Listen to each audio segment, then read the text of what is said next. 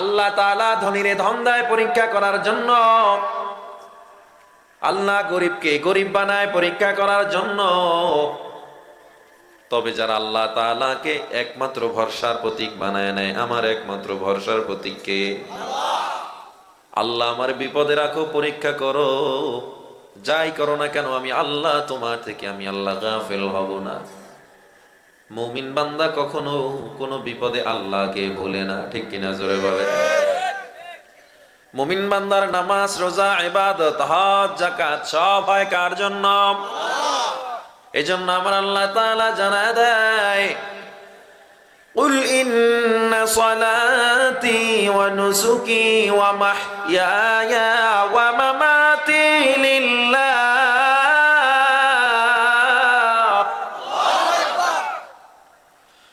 ওয়া মাহইয়ায়া ওয়া মামাতি লিল্লাহি রাব্বিল আলামিন।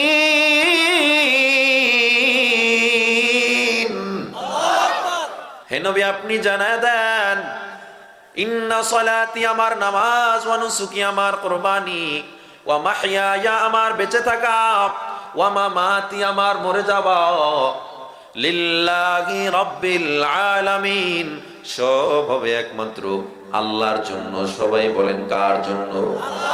এই জীবনে কিছুই চাওয়ার নেই তো আর, আমার জীবন আমার মরণ সবই তোমার, আমার জীবন আমার মরণ সবই তোমার। সব হবে কার জন্য? এই দুনিয়া আমরা বেঁচে আছি কার দয়ায়, মরব কার ইশারায়। এই দুনিয়ায় আছি তোমার দয়াতে, তোমায় ছাড়া শান্তি পাই না কিছুতে, নেই হৃদয়ে তুমি ছাড়া কেউ তো আর, আমার জীবন আমার মরণ সবই তোমার, আমার জীবন আমার মরণ সবই তোমার। জিন্দেগিটা গড়তে চাই রঙে তোমার, ফিরায়ো না বলে আমি গুনাহগার। জিন্দেগিটা গড়তে চাই রঙে তোমার, ফিরায়ো না বলে আমি গুনাহগার। সুরে সুরে সদা যে গান গাই তোমার, আমার জীবন আমার মরণ সবই তোমার, আমার জীবন আমার মরণ সবই তোমার। একটু জবান খুলে বলেন সব হবে একমাত্র কার জন্য? আল্লাহ বলে, মুমিন তোমার নামাজ, রোজা, ইবাদত, হজ, যাকাত যা হবে না কেন সব হবে একমাত্র আল্লাহর জন্য। মানুষকে দেখানো ইবাদত আল্লাহ কবুল করে না। বান্দা নামাজ পড়ো, রোজা রাখো, দান খয়রাত করো, মানুষ যেন তোমারে নামাজি বলে এই জন্য যদি নামাজ পড়ো, রোজা যদি এই জন্য রাখো, মানুষ আমি রোজা না রাখলে কি বলবে এই জন্য রাখি। আমি হজ করি, আমি ধনী মানুষ, হজ যদি না করি মানুষ আমারে কি বলবে। আমি যদি মাহফিলে মসজিদে দান না করি মানুষ আমারে দানবীর বলবে না। এই নিয়ত যদি থাকে আমার আল্লাহ কয় কিয়ামতের ময়দানে আমি তোমার এই আমলগুলো চেহারার উপরে ফিকে মারব, চেহারার উপর আল্লাহ ফিকে মারবেন।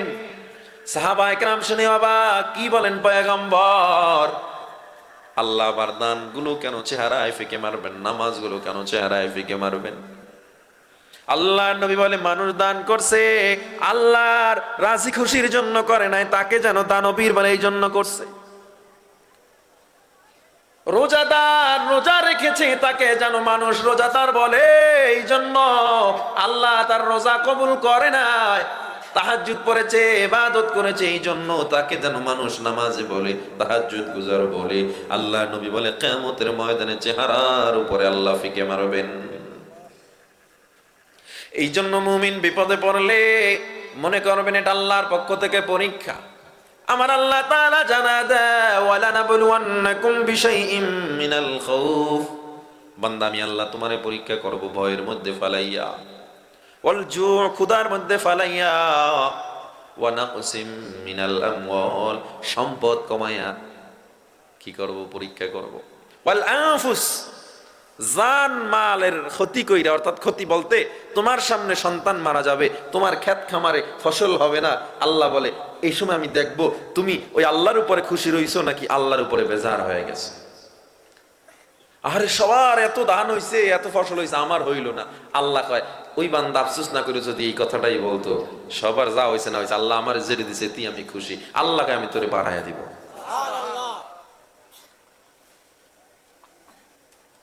পরীক্ষা বড় মারাত্মক এক জিনিস। আল্লাহ মনে হয় শুধু আপনারা মানে পরীক্ষা করেন, পূর্বের কোন নবীদেরকে ওলিদেরকে আল্লাহ পরীক্ষা করেন নাই? করেন নাই? ইউসুফ নবীকে আমার আল্লাহ ইয়াকুবর থেকে 40 বছর পর্যন্ত আলাদা রেখেছিলেন, কত বড় পরীক্ষা।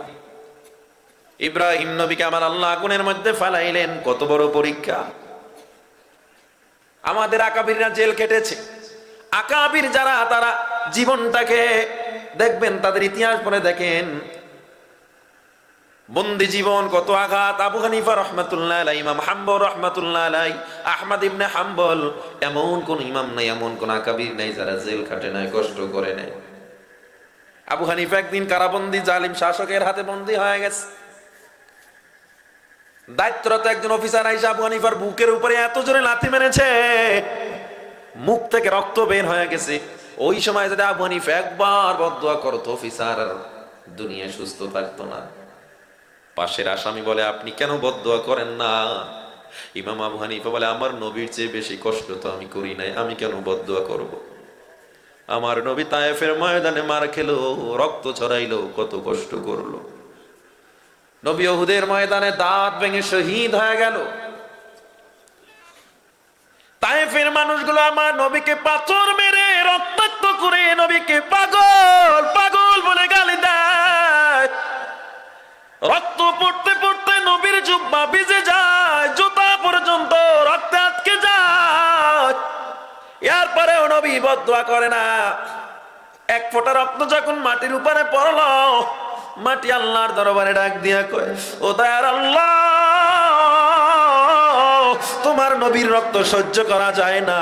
ও দয়ার আল্লাহ, আর এক ফোঁটা রক্ত যদি আমার গায়ে পড়ে, আমি কিন্তু উল্টে তায়েফবাসীরে চাপা দিয়ে মেরে ফেলবো। জিবরিল আমিন এসে বলে, পয়গম্বর আপনার কষ্ট আল্লাহ সহ্য করেন না, আল্লাহর আরশটা থরথর করে কাঁপতেছে, আপনার রক্ত ঝরায়। ফেরেশতারা পর্যন্ত সবাই অবাক হয়ে গেছে, কেউ আপনার কষ্ট সহ্য করতে পারে না। আমার নবীর রক্ত পড়তে পড়তে নবী জমিনে বসে যায়। জিবরিল আমিন বলে, একবার যদি হুকুম দেন, তায়েফের ফেরেশতা দিয়া, এই পাহাড়ের ফেরেশতা দিয়া তায়েফের পাহাড় চাপা দিয়া সবাইরে মেরে ফেলবো। আমার নবী ডেকে বলে, ও জিবরিল, আল্লাহুম্মা হাদি কওমি লিআন্নাহুম লা ইয়ালামুন, আল্লাহ আমার কওমকে তুমি মাফ করে দাও, ওরা না বুঝে আমারে মারতেছে, ওদের হেদায়েত দিয়া দাও। আমার নবী তখনও বদদুয়া করেন না, দোয়া করেন। নবীজি কখনো প্রতিশোধ পরায়ণ ছিলেন না, নবী শুধু মাফ করতে জানে। নবীজি যদি প্রতিশোধ পরায়ণ হইতো, মক্কা বিজয়ের সময় গোটা মক্কা রক্তে লাল হয়ে যাইত। কিন্তু নবীজি বিজয়ের পতাকা নিয়ে মক্কার জমিনে যখন ঢুকলেন, আয়েশা আমার নবী সবাইকে সাধারণ ঘোষণা, ক্ষমা ঘোষণা করে দিলেন। কিছু কাফের ব্যতীত অল্প কয়েকজন, এদের ব্যাপারে রেড সিগন্যাল ছিল নবীজির, এদেরকে হত্যা করতে হবে, পাইলেও এরা যদি কাবার খুঁটি ধরেও দাঁড়ায় থাকে, এদেরকে ধরে হত্যা করবা। এরা এমন কাফের ছিল। এর মধ্যে ওয়াহশী একজন ছিল। ওয়াহশীকে, যিনি নবীজির খুব প্রিয় চাচা হামজাকে শহীদ করেছিল। সবাইকে ধরা হলো, কিন্তু ওয়াহশীকে পাওয়া যায় না, ওয়াহশী পালায় গেছে। অনেক বছর পর ওয়াহশী নবীজির প্রতি প্রেম জেগে গেছে। নবীর চরিত্রগুলো শুনে শুনে ওয়াহশী সেই দুরবস্থায়, দূরবর্তী এলাকায় ওয়াহশীর অন্তরে প্রেম আসছে। আরে আমার নবীর চরিত্র এত ভালো, আমি কেন ইসলামের পথে এখনো আসলাম না? ওয়াহশী এখন ইসলাম গ্রহণ করার জন্য তৈরি, কিন্তু কেমনে গ্রহণ করবে তারে পাইলেই তো কতল। চেহারাটা ঢাইকা ওয়াহশী নবীজির মজলিসের মধ্যে ঢুকছে বহু বছর পর। সব মানুষগুলো ঠিক আছে, ওয়াহশী যায় না। আমার নবী কয়, তুমি কেন যাও না? তুমি কে? চেহারাটা খুইলা কয়, পয়গম্বর আমি হলাম ওয়াহশী। কয় কোন ওয়াহশী? আমার চাচারে যে হত্যা করেছিল সেই ওয়াহশী নাকি? বলে হা। আমার নবী চাইলে তখন মাথাটা আলাদা করে ফেলতো। নবী কয় কেন আসছো বলো। ওয়াহশী বলে পয়গম্বর, আমি আপনার প্রতি ঈমান এনেছি, আল্লাহর প্রতি ঈমান এনেছি, আমি মুসলমান হতে চাই।